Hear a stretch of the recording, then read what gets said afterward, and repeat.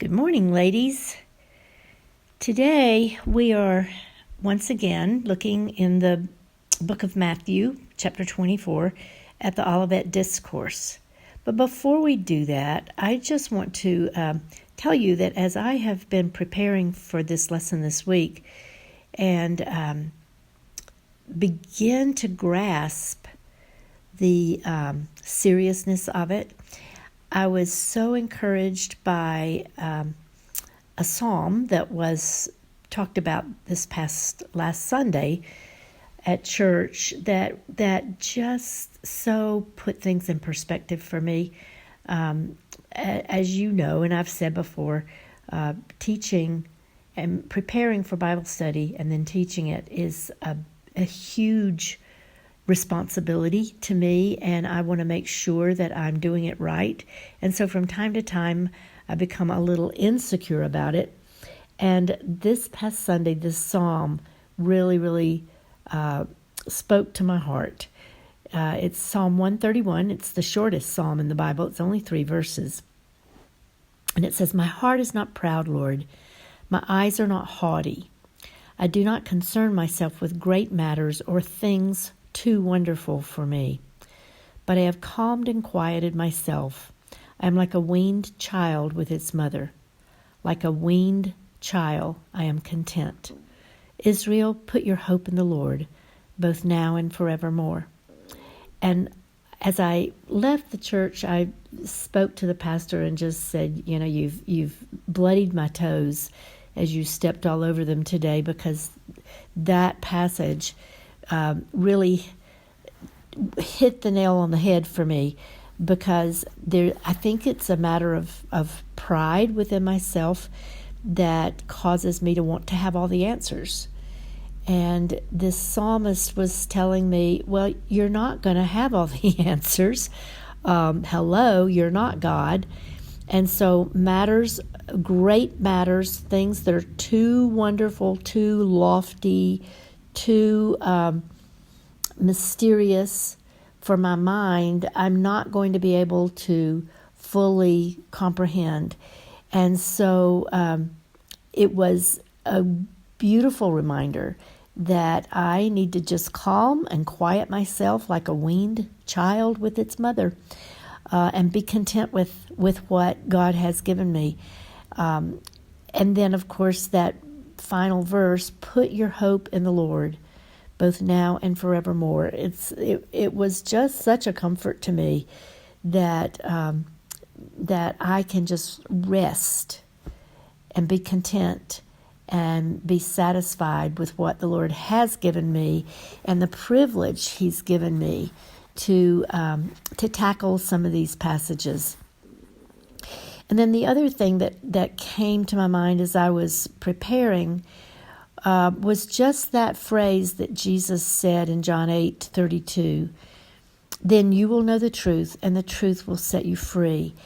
And I wanted to just say to you guys, and this is, kind of disconnected from the other earlier one, if you are experiencing fear because of the future, fear because of dying, fear because of the vaccine, fear because of COVID, if you're experiencing fear, the Lord wants to set you free. But the way He sets us free from fear is by knowing His truth. He says in verse 31, "If you continue in my word, you are truly my disciples." So to continue in His word means not just to read it and know it, but to obey it. And that is an indicator that you truly are one of His children. Then you will know the truth, and the truth will set you free. So if you're struggling with any kind of fear, because goodness knows we've got plenty of reasons to be fearful in this world today, if that is a place where you are right now with fear, please turn to His word, stick with His word, obey His word, and you will know the truth, and the truth will set you free from fear. Now let's jump in to Matthew 24. We're going to start at verse 15, even though we read it last week, and that was the only verse that we covered last week. We're going to cover a lot more today, but I'm going to start there so we have the context. Matthew 24:15. So when you see the abomination of desolation spoken of by the prophet Daniel standing in the holy place, let the reader understand. Then let those who are in Judea flee to the mountains. Let the one who is on the housetop not go down to take what's in the house. And let the one who is in the field not turn back to take his cloak. And alas for women who are pregnant, and for those who are nursing infants in those days. Pray that your flight may not be in winter or on a Sabbath. Now, this is a very, very interesting passage and very, very much focused in the Holy Land. So let's go back and just remind ourselves that when Jesus said, so when you see, in verse 15, so when you see this disgusting abomination that happens in the temple, let the reader understand. Now, timing-wise, this event is something that is going to take place, if you'll remember from last week, at the midpoint of the 7-year tribulation period. So right at 3.5 years, the Antichrist will stand in the temple and take over. He will require that people worship him. And that is an abomination that is horrific. It would be horrific to God, obviously, but it would be horrific to any Jewish person, really even to a Gentile believer would be horrified by that sight. But Jesus is saying, when you see this, so in other words, it's a sign that you are at the midpoint of the tribulation. It's something you're going to see with your own 2 eyes. And when you see it, this is what you need to do. Let those who are in Judea flee to the mountains. Again, it's speaking of Israel. Those who are in Judea, let them flee to the mountains. Actually, Judea is a little more specific in that it is a region, the region that is around Jerusalem. So it's not the entirety of Israel even. But let them flee to the mountains. And why go to the mountains? Well, it's a place to hide. I've been to Israel and I've seen the multitudes of caves that are in the mountains. And so, and they're not that far from Jerusalem. And so Jesus is warning that things are going to get so bad that you need to find a place to hide in the mountains.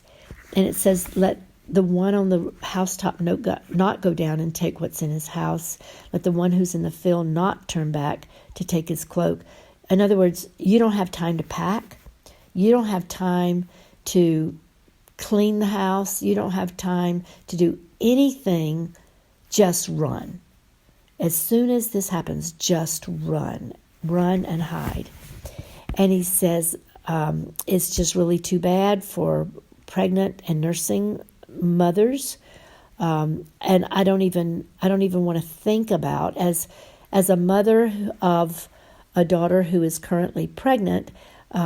It's just horrific to think about what the implications are of women in that day and time who are either pregnant or nursing an infant, how that would prohibit that person, that woman, from fleeing in the way that she would if she were not pregnant or nursing.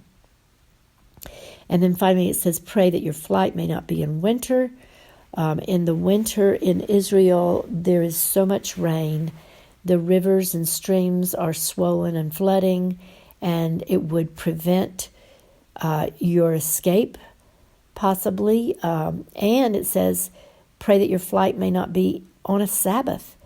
This again makes it very Jewish in nature because of the Sabbath laws that the Jews had come up with, way beyond what God intended when He said, "Remember the Sabbath day and keep it holy." The Jews had added so many laws. You can't even push the button in an elevator. That's work. That's labor. And so on a Sabbath, if you were trying to flee on a Sabbath, according to the Jewish traditions, you would not even be able to go, you would not be able to run or walk more than half a mile. So the warning is clearly a warning to Israel, to Jews. And that is, we're going to get into what is it about the Jews. Why is this so incredibly important to Jews? And I want to get into that in just a minute. Verse 21 and 22 will help us define that. It says, "For then there will be great tribulation, such as has not been from the beginning of the world until now, no, and never will be. And if those days had not been cut short, no human being would be saved. But for the sake of the elect, those days will be cut short." Now the word tribulation, it says there will be great tribulation. And by the way, the great tribulation, all, capital G, capital T, is what the last 3.5 years of the 7-year period is often referred to in Scripture, the Great Tribulation. It's the worst part of those 7 years. But the word tribulation in the Greek is thlipsis, thlipsis, and it means to crush, to press together, squash, hem in, or compress. It's a very strong term, and it does not refer to minor inconveniences, but to very real hardships. And we need to understand this is not the same thing as when Peter might say, don't be surprised when you suffer hardships for the name of Christ. So it would be much advanced. The word thlipsis is describing something that is worse than getting cancer and having to deal with all of the struggles of cancer. As horrific as that is, this is worse. As horrific as a split in a family would be with the emotional and painful distress of a family division, this is going to be much worse. And it is going to be physically hard. It's going to be mentally and psychologically and spiritually hard. But this is describing something that is a physical act, like pressing grapes, where grapes are crushed beneath a weight. Actually, even according to an ancient law in England, those who willfully refused to plead guilty to a crime had heavy weights placed on their chests and were pressed and crushed until they confessed their guilt or until they died. And so it was a gruesome picture of a literal thlipsis. So I think we can take that to mean that the Great Tribulation, this part of the 7 years, this second half, is going to be really, really horrible. I don't think we can comprehend just how bad this period will be. I've read a lot about the fall of Jerusalem in 70 A.D., and it's brutal and hard to read. There are estimates of 1.1 million Jews were killed during that horrific experience. But this will be worse. I've read things about the Holocaust led by Hitler in World War II, And they're extremely brutal and very hard to read. But this will be worse. In those days, 4 million Jews were killed. It was 1/3 of the world's population of Jews at that time. However, in this great tribulation, it's prophesied that 2 out of 3 Jews will be killed in the next Holocaust. So it just caused me to stop and think of the times we're living in. Is anti-Semitism growing? And so I began to do a little bit of search. I remembered that my daughters-in-laws just returned from a couple of weeks in Austria, and one of the things that they noticed was that any Jewish synagogues in the cities in Austria had police protection at any point where they had people in the building because of the strong anti-Semitism there.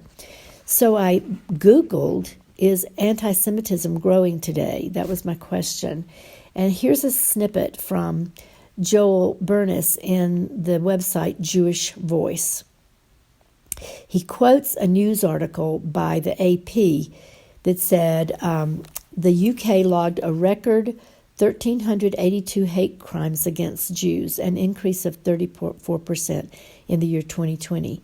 In the same time period in the U.S., anti-Semitic incidents rose 57%, the largest increase ever recorded. But it goes on to say, the article goes on to say that historians and scholars who write about anti-Semitism often state that it is an illogical hatred of Jewish people. But Joel Bernis strongly disagrees with that statement. He says that anti-Semitism is totally logical, deliberate, and calculated. When we understand that at its source is Satan himself, we can easily comprehend why. A vicious, bloody war is raging. Satan and his hordes of demonic forces are fighting to retain control of this world. We are simply caught in the midst of the battle. So my point is that this horrific period of tribulation is anti-Semitic at its core. It is Satan who is the greatest anti-Semite in history because of his hatred of Jesus, the Jewish Messiah. The suffering and death that will take place will target not only Jews, but also Gentiles who have turned to Jesus during this 7-year period. And there's an interesting and kind of unusual phrase that Jesus uses in verse 22 in Matthew 24. He says, "And if those days had not been cut short, no human being would be saved." He says, and in verse 21, "This will be great tribulation, such as has not been from the beginning of the world until now, no, and never will be." So that not been, no, and never will be is a very, very strong triple negative, making it very clear that the great tribulation he is predicting will never, absolutely ever occur again in the history of the world. Jesus also says that unless those days had been cut short, no one would be able to survive. No one would be saved. And the saved there is not referring to salvation of our souls. It's talking about our bodies. None of our bodies would last. It's saying because of human depravity, because of the wickedness of the Antichrist, that the killing would go on until every last person was dead. But God will intervene at the end of the 3.5 years. He will intervene with the return of Jesus Christ. So it cuts to the end. It's not cutting short in the sense that it'll be less than 3.5 years, but only that it will be abruptly terminated. by the return of Jesus Christ. Paul describes the cutting short of these days of the horrible 42-month rule of the Antichrist in 2 Thessalonians 2, verse 8, I think it is, where he says, "Then that lawless one, the Antichrist, will be revealed, whom the Lord will slay with the breath of his mouth and bring to an end," or cut short, by the appearance of his coming. So, one other point in verse 22, it says the elect. It says in verse 22, let me get back to it here. If those days had not been cut short, no human being would be saved. But for the sake of the elect, those days will be cut short. Who are the elect? Well, is Jesus referring just to Jews who have become believers? Is it all Jews? Or does this also include Gentiles who have become believers, since Paul often addresses Gentile believers as the elect? And I think it's all of the above. I think both Jews and Gentiles, particularly those who have become believers during the 7-year period, are the target of the Antichrist.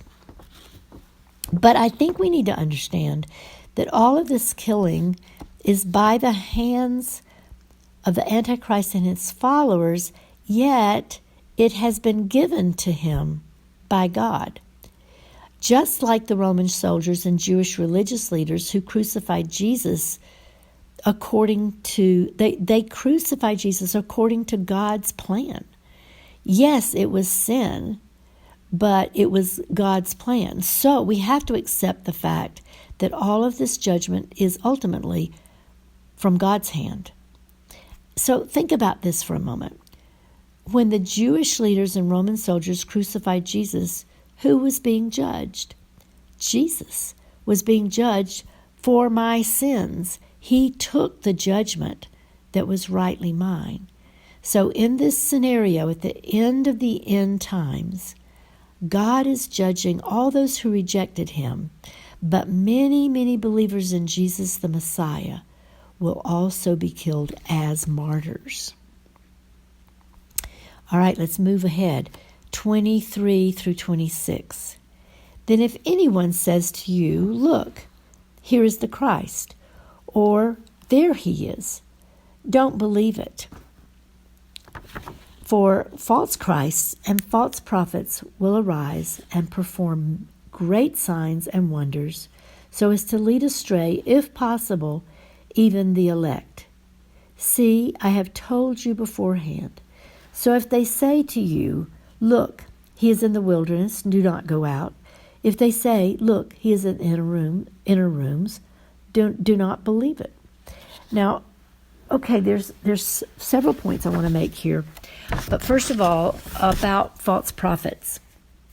The reference here to false prophets, according to my ESV study Bible notes, is that they're people who claim to speak for God, but are actually speaking by demonic influence. You can look that up in 1 John 4, 3 and 4. In today's age of tolerance, discriminating discernment can be viewed as being judgmental. They would like to quote Jesus, where he says, "Judge not, lest ye be judged." But Jesus also taught, "Do not judge by appearances, but judge with right judgment." That's in John 7:24. So maintaining the earlier balance of not judging, yet not being naively accepting, Jesus teaches his disciples that they must be wisely discerning when professed prophets come into their midst. The life of the prophet and the results of his influence on others are the fruits that will indicate whether or not his message is consistent with the kingdom life of righteousness. We saw this when we were studying 2 Peter chapter 2, where Peter addresses the idea of false teachers and false prophets.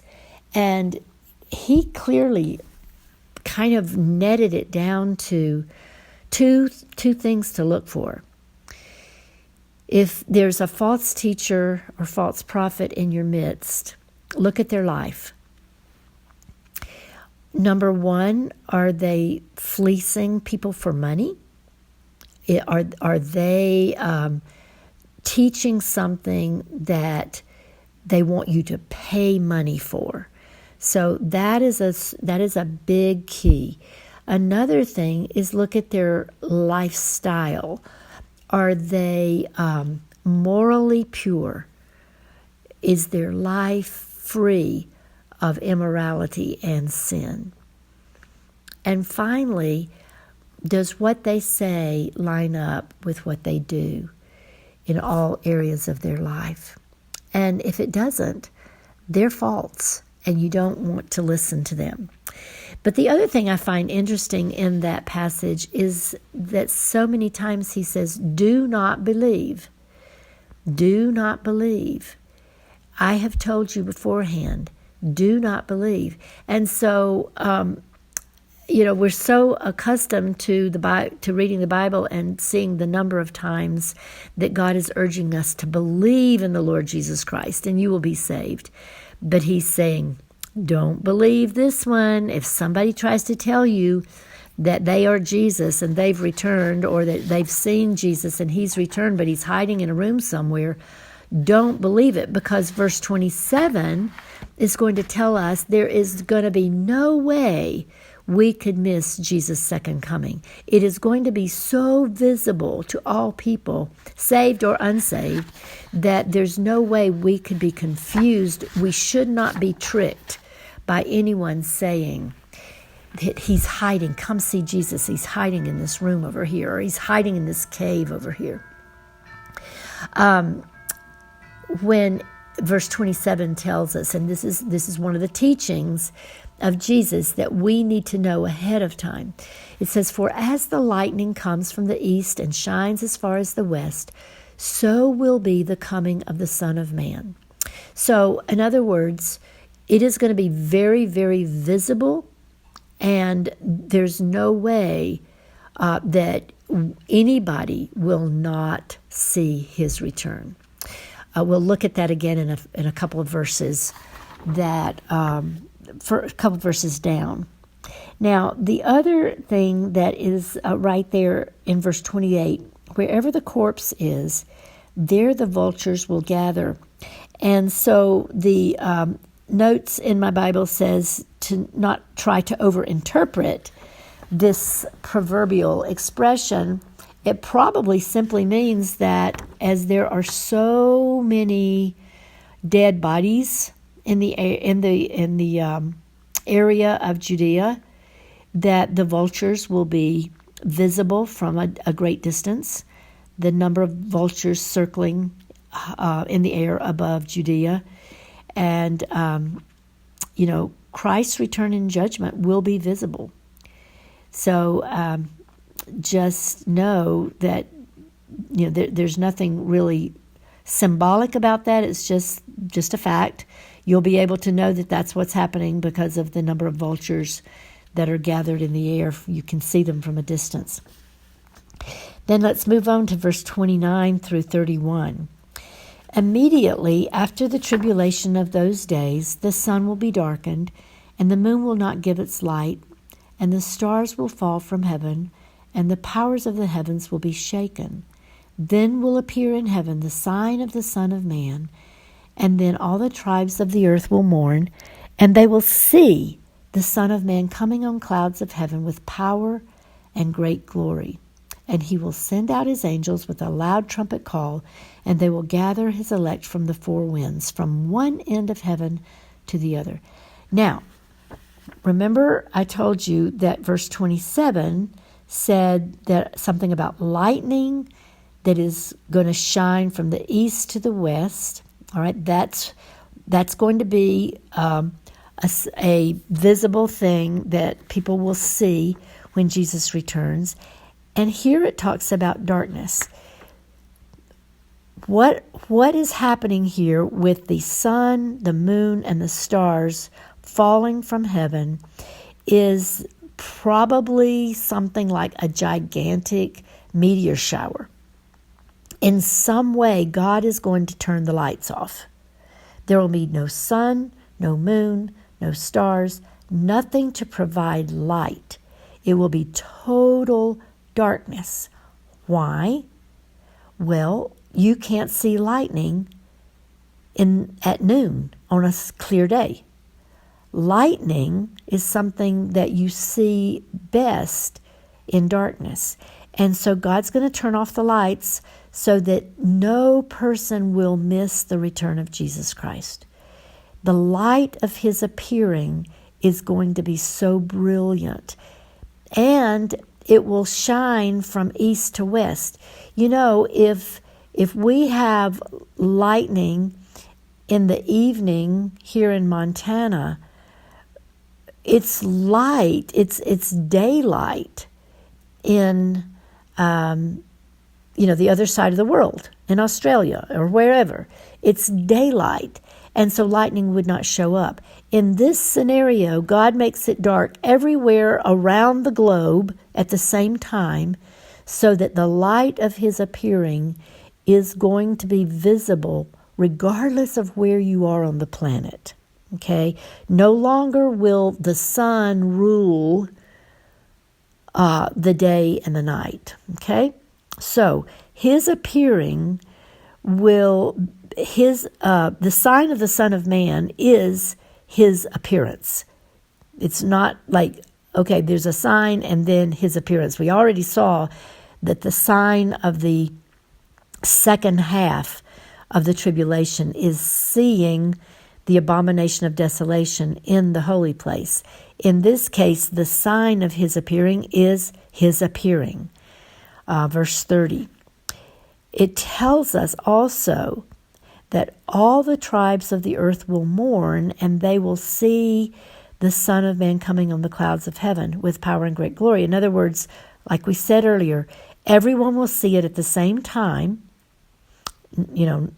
regardless of their time zone, and all the tribes of the earth will mourn. Why will people be in mourning for the return of Jesus? As believers, we're like, Maranatha, come Lord Jesus, come quickly.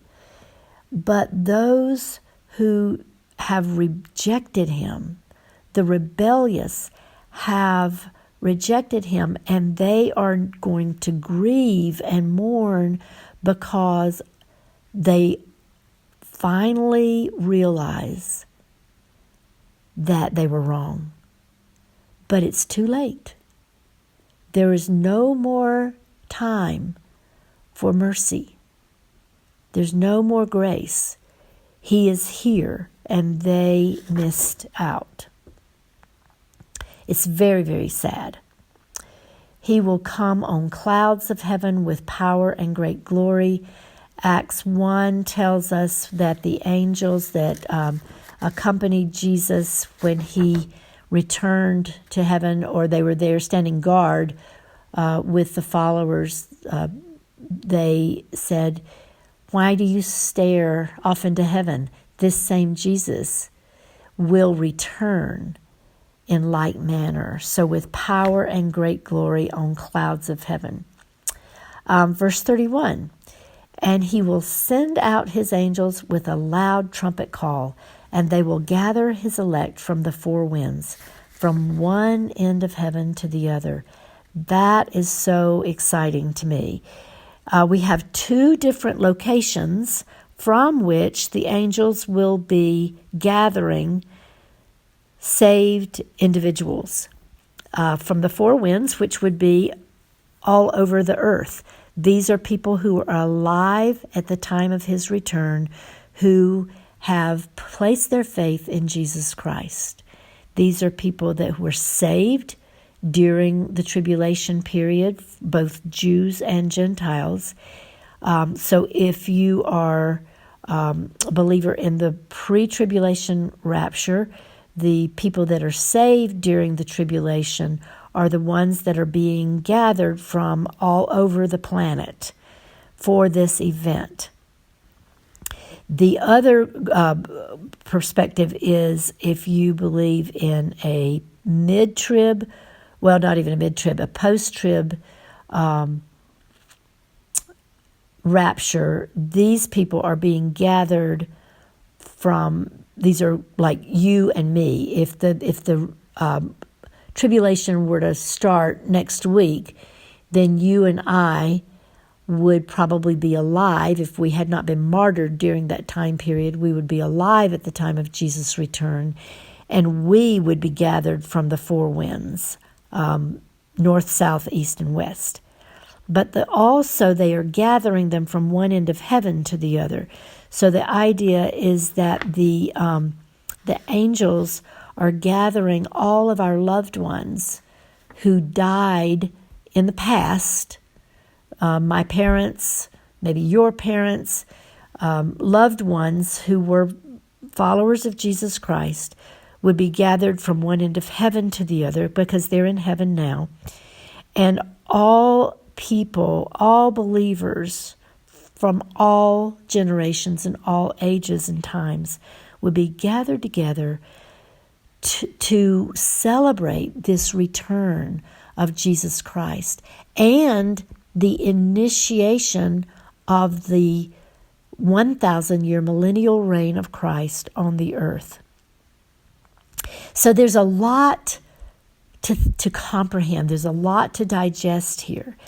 And if you are a believer in Jesus Christ, this is good news. This is comforting news. 1 Thessalonians 4:18 says, "Therefore comfort and encourage one another with these words." And so I hope that you are comforted and encouraged. And if you have loved ones who are not believers, if you have a friend who you're not sure about where they stand, whether or not they love Jesus, please don't miss an opportunity. Ask the Lord to open a door of conversation that you would be able to talk with this person, because there is a limit to God's mercy when it comes to this time period and to his judgment. So I encourage you to please reach out to those that you're not sure. If they are a believer, they won't be offended by you asking this question. Okay? They will say, "Thank you for asking. I would love to have this conversation with you. I am a believer in Jesus Christ, and this is something we can talk about freely." If it's someone who is not a believer, don't worry about them being offended, because your love for that person, we would hope and pray, is greater than your fear of their being offended. So I hope that we will be bold in our witness, because the time is short. Thank you for listening, ladies, and maybe a few gentlemen out there. And we will be finishing this chapter next week.